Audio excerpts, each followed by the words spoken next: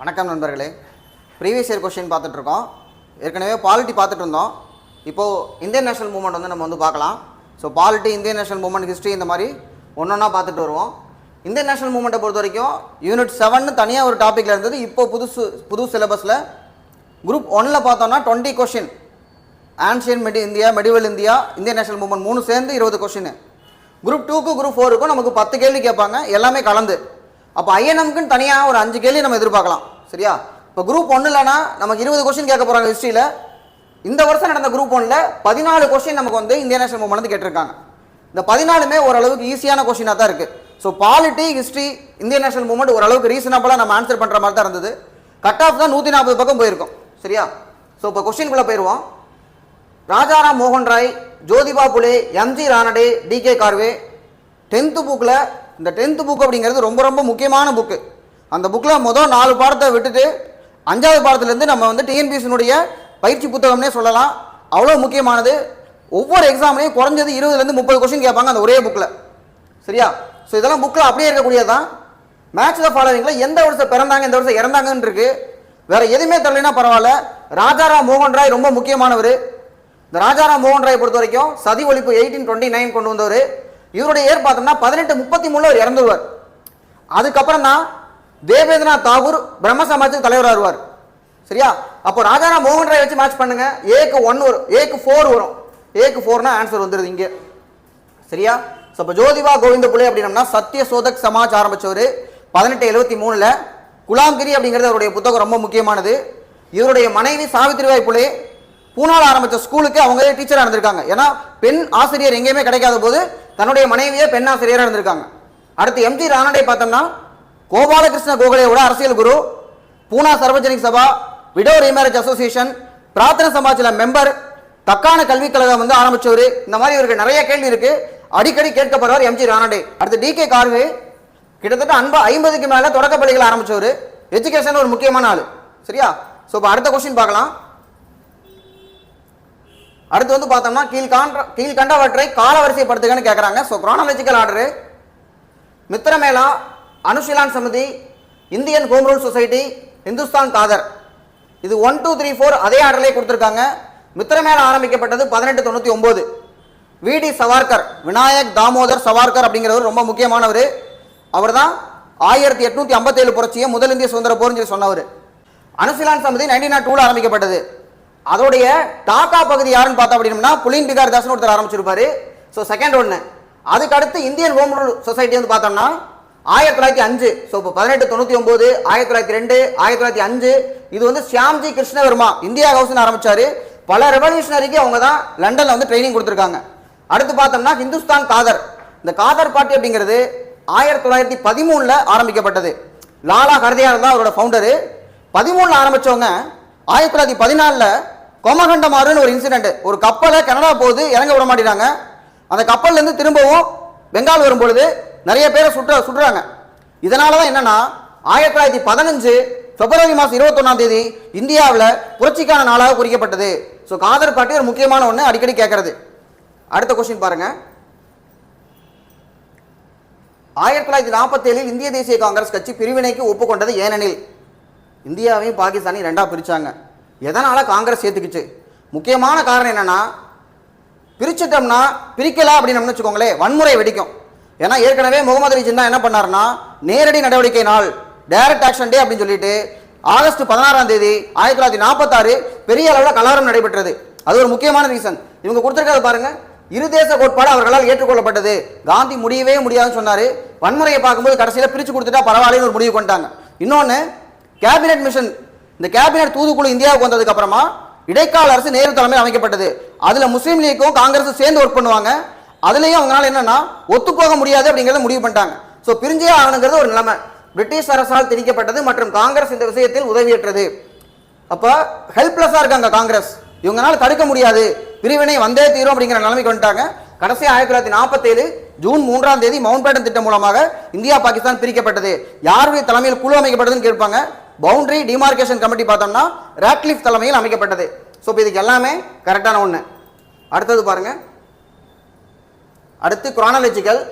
Government of India குரானாலஜிக்கல்ல வருஷத்தையே கொடுத்துட்டாங்க. 1935 ஒரு வருஷம் வந்துருச்சு. சரியா?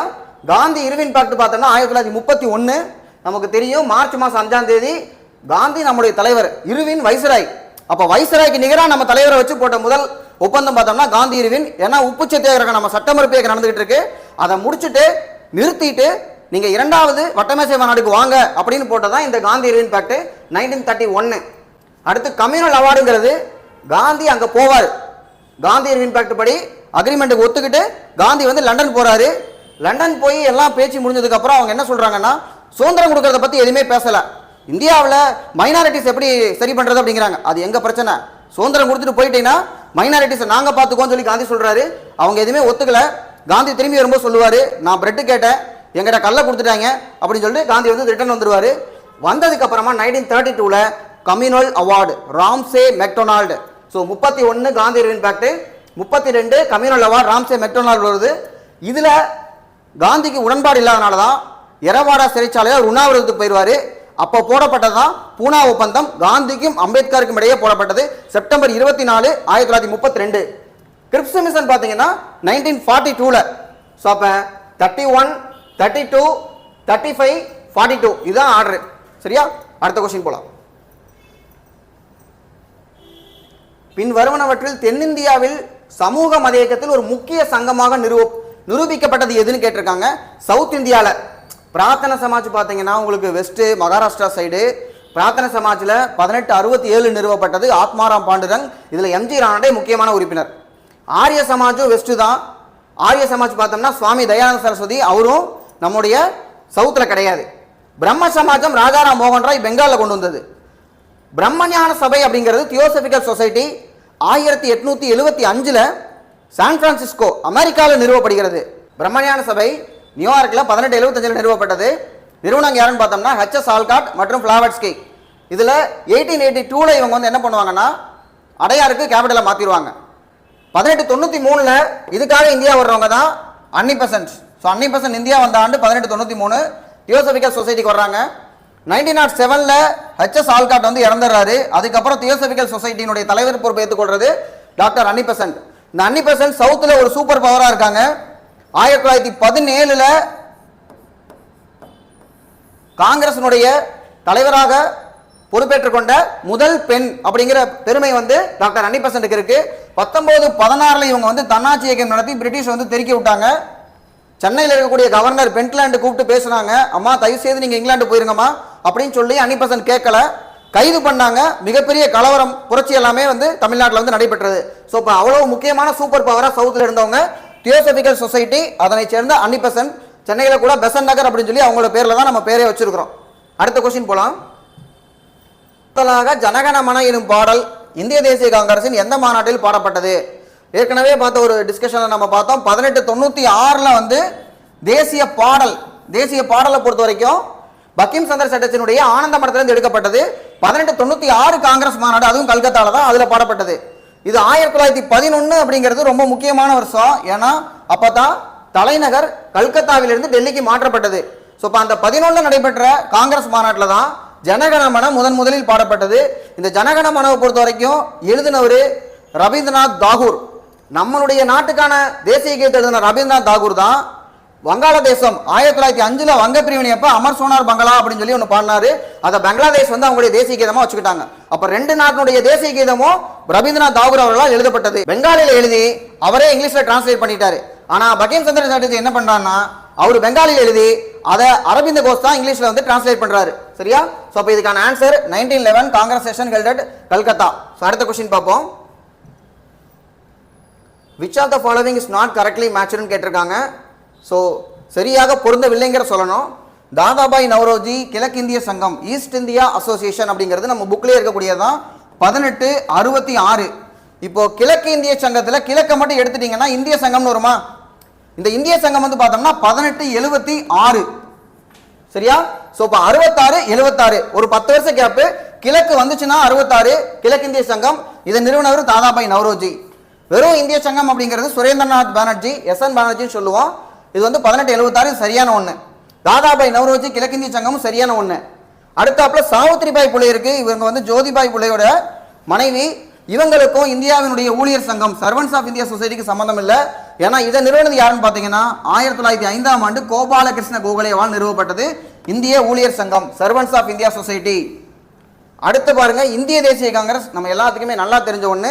1885ல் ஏஓ ஹியூமால் நிறுவப்பட்டது. ஆலன் ஆக்டேவியன் ஹியூமால் நிறுவப்பட்டது. முதல் காங்கிரஸ் மாநாடு மும்பையில் நடைபெற்றது. அதனுடைய தலைவர் யார் அப்படிங்கிறத கமெண்ட்ல போடுங்க. பாருங்க, 1933ஆம் ஆண்டில் பாகிஸ்தானுக்கான கோரிக்கையை விடுத்த முதல் முஸ்லீம் தலைவர். இந்த வேர்டு பாகிஸ்தானை காயின் பண்ணது ரஹமத் அலி. அவர் தான் முதல்ல கோரிக்கை விடுத்தவர். ஐடியா ஆஃப் பாகிஸ்தான் யாருன்னு ஒன்று கேட்பாங்க. பாகிஸ்தான்கிற ஐடியா யாரோடதுன்னா முகமது இக்பால். அடுத்து பார்த்தோம்னா இரு நாடுகள் கொள்கை, டூ நேஷன் தியரி சொன்னவர் 1940ல் லாகூர் முஸ்லீம் லீக் மாநாடு, லாகூரில் நடைபெற்ற முஸ்லீம் லீக் மாநாட்டில் முகமது அலி ஜின்னா வந்து இரு நாடுகள் கொள்கையை வந்து வெளியிடுறார். அடுத்த கொஸ்டின் பார்த்தோம்னா, பின்வரும் பத்தியை படித்து எந்த நிகழ்வு அல்லது இயக்கம் குறிப்பிடப்பட்டுள்ளது என்று பதில் தரவும் கேட்டிருக்காங்க. இதுல இது இந்திய அரசியல் வரலாற்றில் ஆழமான தாக்கத்தை ஏற்படுத்திச்சான். அரசியல் கோணத்தில் இந்த நடவடிக்கை அப்பகுதியில் இந்து முஸ்லீம் வேறுபாடுகளை வலியுறுத்தியது அப்படின்னு பார்த்தோம்னா ஒத்துழையாமை இயக்க வருமானம் வராது. ஏன்னா இது இந்து முஸ்லீம் ஒற்றுமைக்கான எடுத்துக்காட்டு.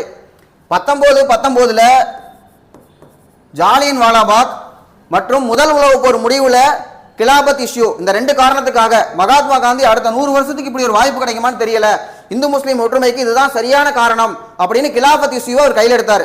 ஸோ இப்போ ஒத்துழையாமை இயக்கம் வர்றதுக்கு வாய்ப்பு கிடையாது. ஏன்னா இங்கே வேறுபாடுன்னு சொல்லியிருக்காங்க. இது வந்து ஒற்றுமைக்கானது. பூனா ஒப்பந்தம் பார்த்தோம்னா டாக்டர் பி.ஆர். அம்பேத்கருக்கும் மகாத்மா காந்திக்கு இடையில ஒடுக்கப்பட்டவர்களுக்கு தனித்தொகுதியில் கொடுக்கறது வேணுமா வேணாமா அப்படிங்கிற பிரச்சனையில ஒப்பந்தம் ஏற்படுத்தப்பட்டது. அப்ப இதுவும் வராது. இந்து முஸ்லீம் பிரச்சனைக்கு இதுக்கு சம்பந்தம் இல்லை. இந்திய பிரிவினை அப்படிங்கிறது சொல்லலாம். இந்த இந்திய பிரிவினை அப்படிங்கிறது ரிசல்ட் எப்ப இந்தியாவை வந்து சுதந்திரம் கொடுக்கும் பொழுது பிரிச்சுட்டு போ, ஜூன் 3ஆம் தேதி திட்டப்படி.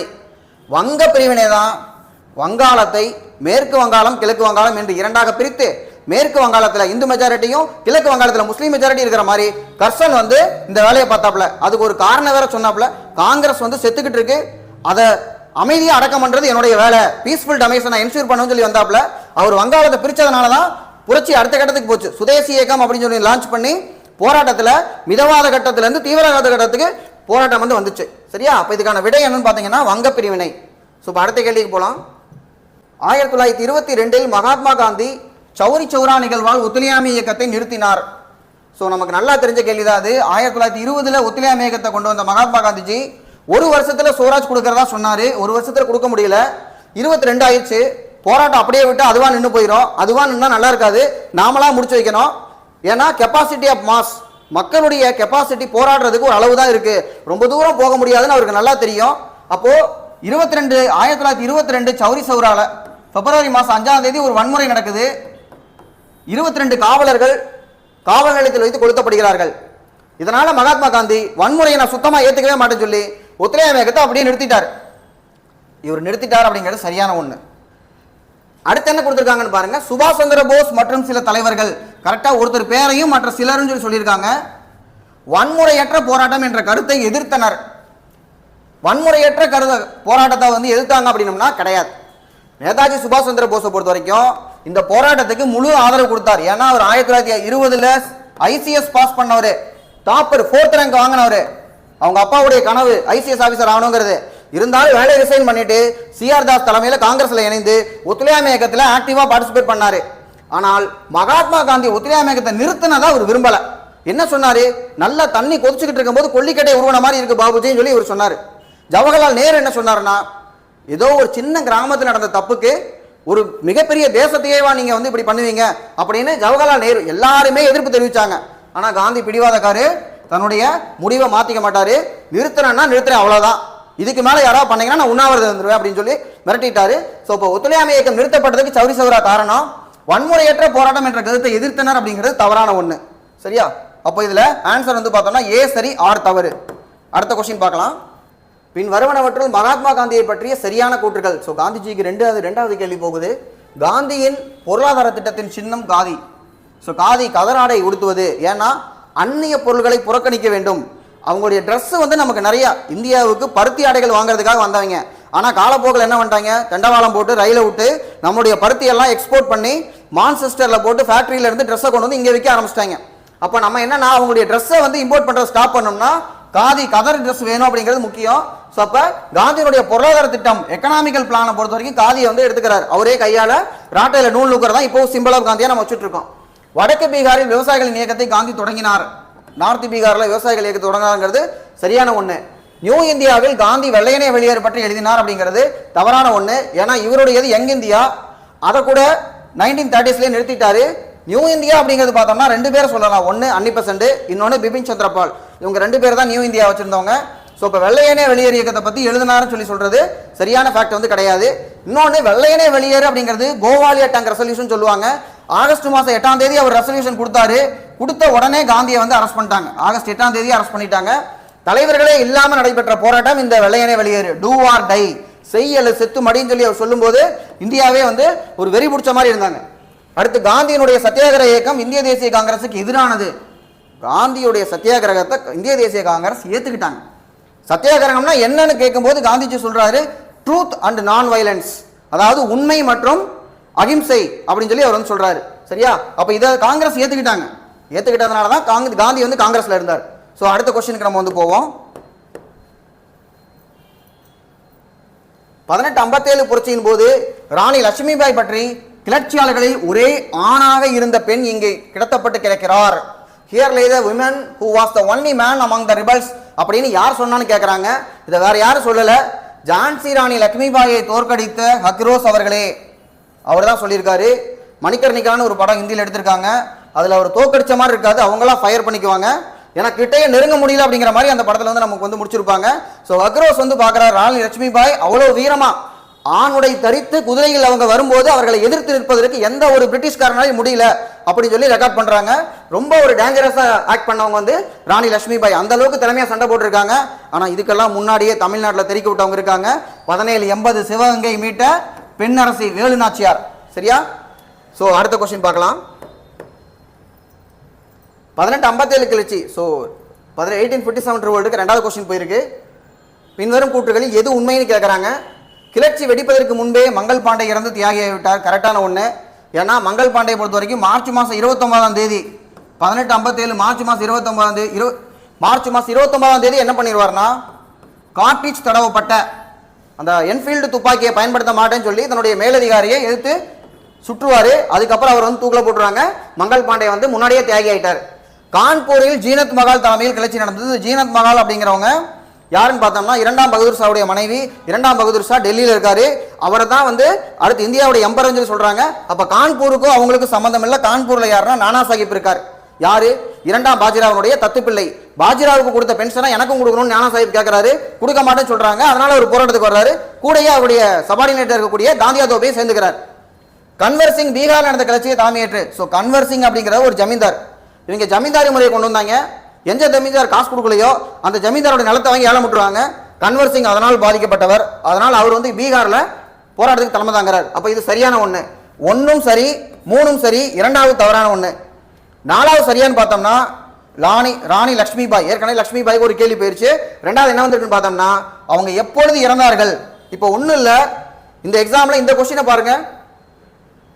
ராணி லட்சுமிபாய் 1859 கொடுத்துருக்காங்க. அவ்வளவு நாள் போகலை. இதை சிம்பிளாக நம்ம கெஸ் பண்ணலாம். ஏன்னா போராட்டம் எல்லாத்தையுமே முடிஞ்சு 1858 நவம்பர் மாதம் 1ஆம் தேதி விக்டோரியாவோட அறிக்கை அலகாபாத் தர்பாரில் பிரகடனப்படுத்தப்பட்டது. ஸோ 1858 போராட்டம் முழுசாக முடிஞ்சிருச்சு. அப்போ 59 தான் அவங்க இறந்தாங்கன்னு சொல்லி சொன்னால் அது தவறான ஒன்று. இதை வச்சே நம்ம ஆன்சர் பண்ணிடலாம். ஸோ அவங்க எப்போ இறந்தாங்கன்னா 1858 இறந்துட்டாங்க. சரியா? ஸோ இதோட கொஸ்டின்ஸ் முடிஞ்சிருச்சு. அடுத்து நம்ம ஒரு ஐஎன்எம் கொஸ்டின் வந்து பார்ப்போம். ரெகுலராக வாட்ச் பண்ணுங்க. தேங்க்யூ.